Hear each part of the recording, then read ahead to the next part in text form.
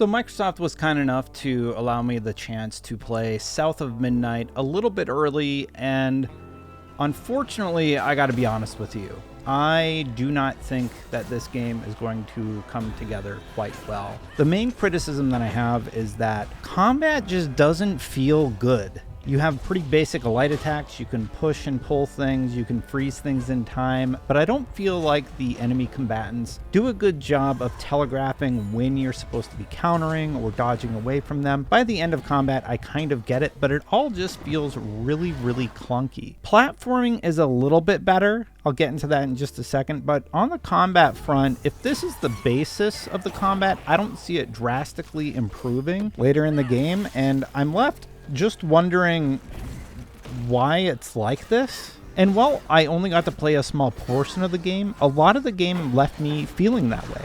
What is it about the stop motion storytelling that is enhancing the overall experience of the game? Why are we told a story about Benji and Rhubarb? What does that really have to do with the overarching theme of the game? The story itself is very touching. I don't think it's an actual story. If you Google it, nothing comes up. So it just comes off sort of like a retelling of Cain and Abel from the Bible. One brother betraying another, and it's used as some sort of device to keep you going. But because you're starting in chapter 3, I'm just really confused about what I'm supposed to be latching onto here. Watching the behind the scenes documentary, they're talking about lore and lesser known stories from the South that you might be able to latch onto. But I come away just wondering, what exactly was I supposed to latch onto in this demo? I don't get it. Maybe it's not for me. That's fine.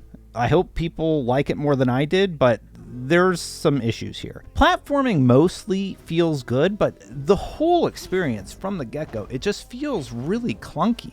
For example, during platforming, there are these brambles, spiky little tree things on the side of the road or side of your pathway that you can occasionally walk up on, and they will just explode and hurt you. I don't really know what they're telegraphing that lets me know I'm getting too close or that they even do this. Sometimes you'll be right on top of one and they'll just do nothing, like when I'm climbing this section here, and then other times I will just get hit by one unexpectedly. When I started out, I did think that some of the dialogue was a bit hard to understand due to the heavy accent associated with it. She didn't know dangerous creatures from old folks' tales still abide here. So I would recommend turning on subtitles if you have a hard time understanding an accent like this, but that's really a minor complaint. I think it's just the structure of the demo, if I'm being totally honest. We're jumping into like chapter 3. I don't really understand why I'm supposed to be identifying with Hazel. Hazel's playing the fish out of water part, which has never really been going over well in the last few games. I remember not that long ago, we had Forsaken, where everybody was talking about the line where she's like, I can't believe I'm talking to a cuff. And we get a little bit of that vibe from Hazel in this demo, which I don't think is going to go over very well. A talking fish? Nope. Ain't no way. Oh, Weaver, like you must have seen stranger things than me. And I was so sorry to hear about your misfortunation. You find your mama yet? So this story, it feels like, on the one hand, like the bottle tree must be some sort of folklore that I'm supposed to recognize and sort of latch onto. But the problem I have with the storytelling is it's referencing things that I have never been exposed to before. I don't know anything about this stuff. And it just feels like the game is like, yeah, you know about bottle trees, right? Everybody knows about bottle. Look, I grew up in Canada. I don't know anything about a bottle tree. I don't know. Is that a thing? So as I'm playing through it, there's all of these references that I imagine the people creating the game, they clearly like had quilts on the wall for some reason. Why quilts?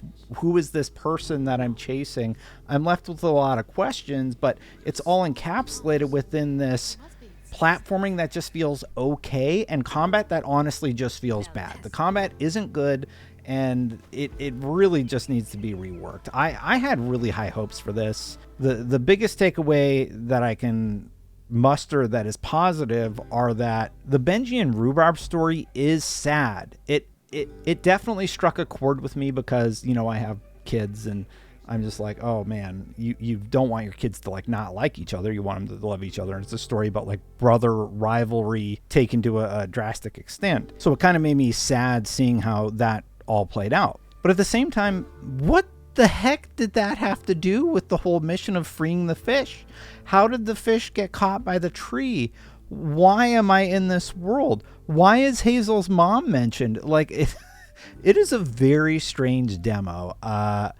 So I'm just left very much wondering who this is going to resonate with. It feels very clunky. It just doesn't feel good. It doesn't feel good to play.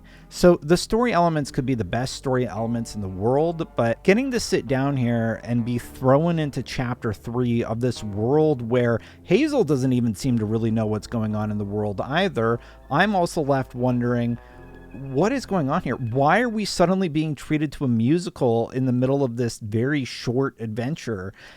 Like, they're clearly trying to like, oh, this is a big impactful moment you're really supposed to be paying attention for. Why do I care about Benji and Rhubarb? Like, I remember my brother, his fate was so cruel. He saw things so different, branded a fool. Because the tree is Benji and he needs to let go of the fish. But like, why do I care about the fish? Like, it's just, imagine you were playing any video game and they drop you into the middle of it, and there's been this whole established story that you were supposed to have context for, but you just don't. And then they're playing like sad songs like you're supposed to care about who died. I don't know. I was excited about South of Midnight. The documentary pieces that they put out were really, really well done. It had me really interested. Oh, they're going to explore folklore and like maybe expose you to stories that you hadn't heard before. Well, I don't know that this story was real. If you've heard about the Benji and Rhubarb story, I would love to read about the real world version of that, but I can't find it on Google. I don't know where this came from. So I would be curious to learn more about that. And unfortunately, I don't think it's presented well. I don't understand the need to make this stop motion. I don't understand how that enhances the storytelling. I don't think the combat is very good, and I am very pessimistic on this one. I hope people like it more than I did, but man, was I ever let down this time. You know, I've been very positive about Avowed. I've been very interested in some of the other games that Microsoft has been putting together, but South of Midnight, I don't get this. And this is from Compulsion. Compulsion is this studio I've been really excited to see their next project for. I was really curious after watching the documentaries, but this just is not it for me anyway. Let me know what you think. I'll just show some of the combat, and granted it's me playing, but it just feels clunky. It just did not feel good. So I'm sorry, y'all. This one is not for me, and that is the honest truth, and I can only be truthful. Hopefully it's better when we play the full game, but right now it just doesn't feel like the pieces are coming together in a compelling manner. Let me know what you think in the comments below. Am I being too negative? Am I being too harsh? I love platformers. I like finding collectibles. But you know what? I actually think the stop motion hurts it. Any of the stop motion stuff, it just makes the game feel weird.